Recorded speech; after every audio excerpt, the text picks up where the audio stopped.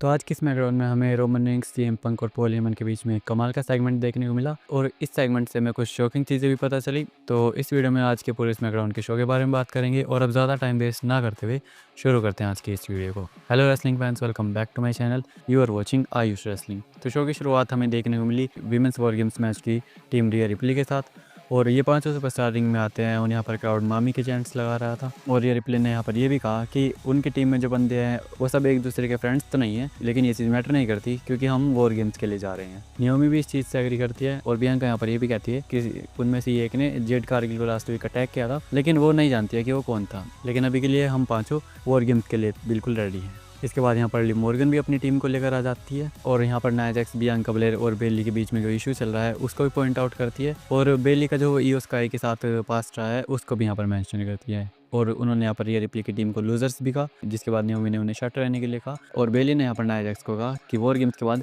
शायद तुम्हारे पास कोई भी फ्रेंड्स नहीं रहने वाले हैं क्योंकि टिफनी और कैंडिस लीरे की तो आपस में बनती ही नहीं है। तो उसी चीज़ को लेकर बेली ने ये पॉइंट बोला। लिव मॉर्गन ने यहाँ पर फिर से जेड कारगिल वाले टॉपिक को उठा और उन्होंने यहाँ पर बेली पर ही इल्ज़ाम लगा दिया कि बेली ने वो सब कुछ किया है, जिसके बाद रिया रिप्ली लिव मॉर्गन को शट कर देती है और उन्होंने कहा कि वो बहुत जल्द लिव मॉर्गन से अपना बदला लेंगी। तो लिव मॉर्गन ने यहाँ पर कहा कि वो रिया रिप्ली के फेस को केज पर देके मारेगी, जिसके बाद रिया रिप्ली ने लिव मॉर्गन को कहा कि मैं तुम्हारे फेस को इतना बुरा कर दूंगी कि तुम्हारा डोमिनिक मिस्ट्रियो भी उसे नहीं देखना चाहेगा। जिसके बाद लिव मॉर्गन ऐसा टीज करती हैं कि वो बेबी फेस टीम पर अटैक करने जा रही हैं, लेकिन फिर वो पीछे हट जाते हैं और मुड़कर वहाँ से जाने लगते हैं। और जब हील टीम रैंप पे से जा रही थी तो बेबी फेस टीम ने आकर उन पर अटैक कर दिया। फिर इनके बीच में हमें यहाँ पर एक ब्रॉल देखने को मिलती है और उसके बाद यहाँ पर सिक्योरिटी गार्ड्स भी आ जाते हैं इन्हें अलग करने के लिए। इसके बाद हमें शो पर देखने को मिलता है शिंसुके नाकामुरा वर्सेस अंड्राडे का मैच और 7-8 महीनों के बाद शिंसुके नाकामुरा का हमें ये मैच देखने को मिला है। और यहाँ पर एक और चीज़ हमें देखने को मिली, शिंसुके नाकामुरा का जो थीम सॉन्ग है उसको भी डब्ल्यूडब्ल्यूई ने थोड़ा मॉडिफाई कर दिया है। और इस मैच की शुरुआत में वैसे तो अंड्राडे के पास इस मैच का कंट्रोल था और इस मैच के एंडिंग मोमेंट्स में हमें देखने को मिलता है कि अंड्राडे ने शिंसुके को 3 अमीगोस लगाए और उसके बाद उन्हें कॉर्नर में देके मारा और शिंसुके नाकामुरा ने यहाँ पर टर्नबकल को हटा दिया, जिसके बाद अंड्राडे वहीं पर जाकर लगते हैं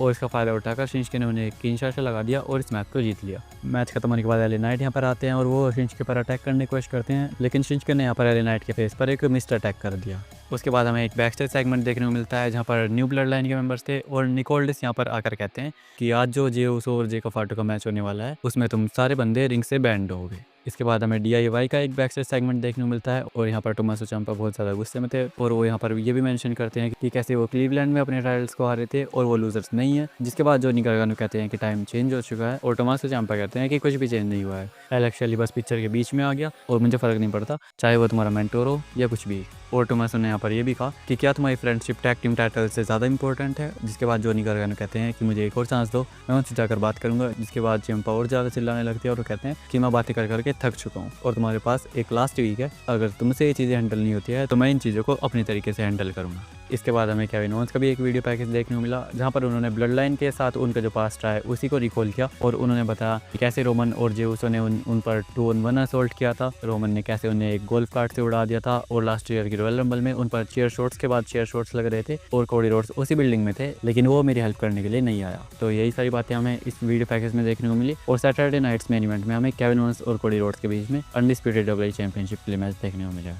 इसके बाद हमें कोडी रोड्स और कार्मेलो हेस का मैच देखने को मिलता है और इस मैच की स्टार्टिंग में कार्मेलो हेस कोडी रोड्स पर थोड़े बहुत मूव्स लगाते हैं, लेकिन फिर कोडी भी उन पर थोड़े चोप्स लगाते हैं और मैच में बाद में जाकर कार्मेलो हेस ने यहाँ पर कोडी रोड्स को एक सुपर फ्लेक्स भी लगाया और इसके बाद एक ब्यूटीफुल डिजास्टर भी लगाया। और इस मैच में हमें ये भी देखने को मिला था कि कोडी रोड्स एक बार कोडी कटर लगाने की कोशिश करते हैं, लेकिन वो उसे लगा नहीं पाते क्योंकि शायद उनके नी में कोई प्रॉब्लम हो गई थी, लेकिन मैच के एंडिंग मोमेंट्स में वो कोडी कटर लगा देते हैं और उसके बाद उन्हें लगाया क्रॉस रोड्स और इस मैच में कोडी रोड्स ने कार्मेलो हेस को हरा दिया। इसके बाद हमें रोमन रेंस और सीएम पंक वाला सेगमेंट देखने को मिलने वाला था और यहाँ पर हमें देखने को मिलता है कि रोमन रेंस और पॉल हेमन तो वहाँ पर बैठे थे, लेकिन सीएम पंक तब तक वहाँ पर नहीं आए थे और रोमन रेंस यहाँ पर पॉल हेमन से पूछते हैं कि वो कहाँ है, वो मुझे वेट करा रहा है। जिसके बाद रोमन उठते हैं और वो यहाँ से जाने वाले होते हैं, लेकिन फिर सीएम पंक आ जाते हैं। तो ये दोनों बैठते हैं और रोमन ने यहाँ पर सीएम पंक से एक बात बिल्कुल क्लियर कही कि मुझे तुम्हारी हेल्प की ज़रूरत नहीं है। जिसके बाद सीएम पंक कहते हैं कि मैं यहाँ तुम्हारे लिए नहीं हूँ, मैं यहाँ पर पॉल हेमन के लिए हूँ। और रोमन यहाँ पर थोड़ा सार्कास्टिकली कहते हैं कि वो उन दोनों के लिए खुश हैं। और इसके बाद रोमन ने कहा कि ना ही तो उन्हें सीएम पंक की टोन और एटीट्यूड पसंद है और उन्हें सीएम पंक की पसंद नहीं है। और रोमन ने यह भी कहा कि वो वॉर गेम्स में सीएम पंक के साथ टीम अप नहीं करना चाहते हैं। जिसके बाद पॉल हेमन कहते हैं कि स्मैकडाउन आफ्टर रेसलमेनिया से ही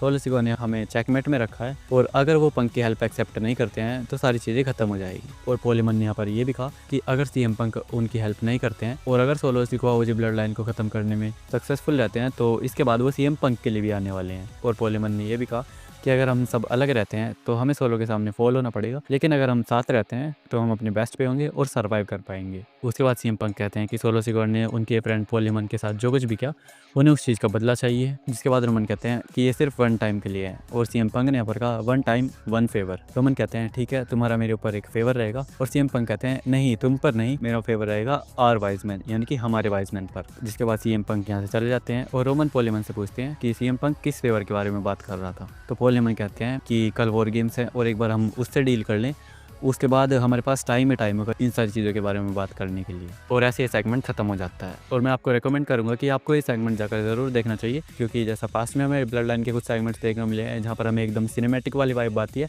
ये सेगमेंट भी हमें एकदम कमाल का देखने को मिला और इसमें भी पूरी मूवी वाली वाइब आ रही थी। तो मैं आपको यही रिकमेंड करूँगा कि इस सेगमेंट को तो आप जाकर ज़रूर देखना। इसके बाद हमें वीमेंस यूएस चैंपियनशिप टूर्नामेंट का एक ट्रिपल थ्रेट मैच देखने को मिलता है, जहां पर पाइपर निविन, लास्ट लेजेंड और मिचिन ने एक दूसरे के अगेंस्ट कम्पीट किया। और इस मैच में चेल्सी ग्रीन भी इंटरफेयर करने की कोशिश करती हैं, जिसके बाद बीफैब भी यहाँ पर आ जाती है और उन्होंने चेल्सी ग्रीन पर आकर अटैक कर दिया। और मैच के एंडिंग मोमेंट्स में हमें देखने को मिलता है कि लास्ट लेजेंड ने यहाँ पर मिचिन पर एक पावर बॉम्ब लगाया, और इसके बाद लास्ट लेजेंड ने पाइपर निविन पर एक लैश एक्सटेंशन भी लगाया, लेकिन मिचिन ने यहाँ पर उन्हीं पर सेंटर्न लगा दिया और इस मैच को मिचिन ने जीत लिया और वो इस टूर्नामेंट में एडवांस करती हैं। इसके बाद हमें एक बैक स्टेज सेगमेंट देखने को मिलता है जहाँ पर एली नाइट को चेक किया जा रहा था। उसके बाद बायरन सेक्सटन यहाँ पर आते हैं और उनका इंटरव्यू लेने लगते हैं और उनसे कल के मैच के बारे में पूछते हैं। जिसके बाद एली नाइट कहते हैं कि कल वो शिंजुके नाकामुरा को ठिकाने लगा देंगे और कंटिन्यू करेंगे एज यूनाइटेड स्टेट्स चैंपियन। इसके बाद था शो का मेन इवेंट जे उसो वर्सेस जेकब फाटू का मैच, और इस मैच के पहले हमें एक बैक स्टेज सेगमेंट देखने को मिलता है जब जे उसो, सैमी ज़ेन और जिमी उसो बैक स्टेज खड़े थे तो निकोलस उनके पास आते हैं और वो कहते हैं कि जैसे न्यू ब्लड लाइन के बंदे रिंग साइड से बैन है, वो चीज़ तुम पर भी अप्लाई होती है और तुम भी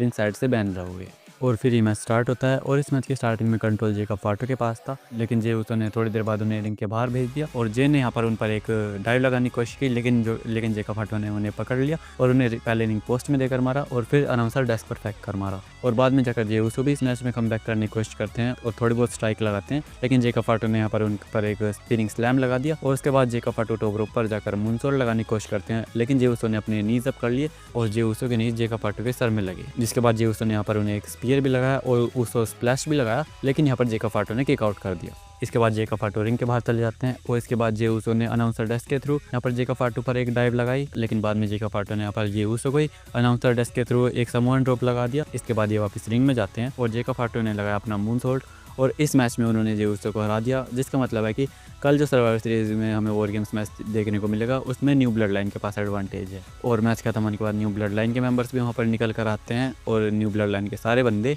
रैंप पर सेलिब्रेट करते हैं और ऐसे स्मैकडाउन ऑफ एयर चली जाती है। और कल चैनल पर सर्वाइवर सीरीज का रिव्यू भी आएगा, तो चैनल को सब्सक्राइब करना मत भूलना। और आई होप कि आपको ये वीडियो पसंद आई होगी, तो वीडियो को लाइक करना और ट्राइबल चीफ रोमन रेंस को एक्नॉलेज करते हुए खत्म करते हैं आज के इस वीडियो को। Thanks for watching.